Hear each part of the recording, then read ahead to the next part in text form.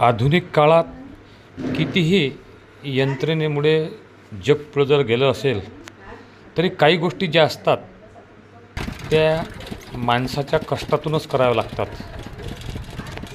आधुनिक काळाची जोड आणि जुन्या काळाचा अनुभव यामधूनच एक चांगल्या वास्तू साकारतात. आता आपण हेच पाहत आहोत. पहिल्यांदा विहीर खोदताना विहिरीची माती ही बैलाच्या सहाय्याने किंवा खिरड्याच्या सहाय्याने ओढत होते. आता हे एक नवीन युगाचं जुगाड आणि हे आतली माती वर काढतात. पहिल्यांदा विहिरी ह्या विटीच्या सहाय्याने बांधत होत्या. नंतर त्याला आधुनिकतेची जोड दिली आणि त्या उभ्या स्लॅबमध्ये विहिरी आता बांधणं चालू झालेले आहेत.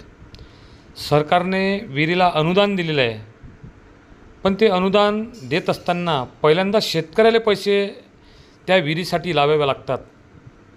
नंतर काही दिवसांनी सरकार त्यांच्या खात्यात पैसे जमा करते.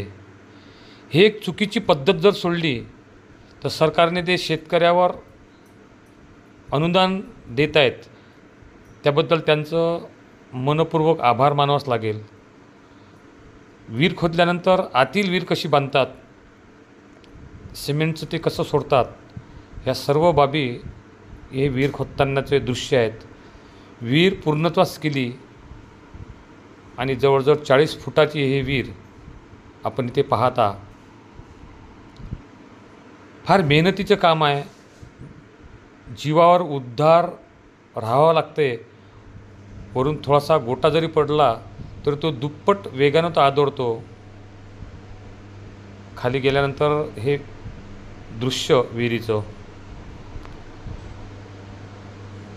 पाण्याचे झरे लागल्यानंतर आनंद गगनात मावेनासा होतो. त्या शेतकऱ्याचं मन प्रफुल्लित होतं आहे, कारण पहिल्यांदा अंदाज नसतो पाणी आहे का नाही आहे. पण माझ्या विहिरीला 14 फुटापासूनच पाणी लागलं. हे पोहण्याचा आनंद घेताना गावातील मुलं. पण आज विहिरीला पाणी जर म्हटलं तर 20 फूट पाणी आहे. धन्यवाद.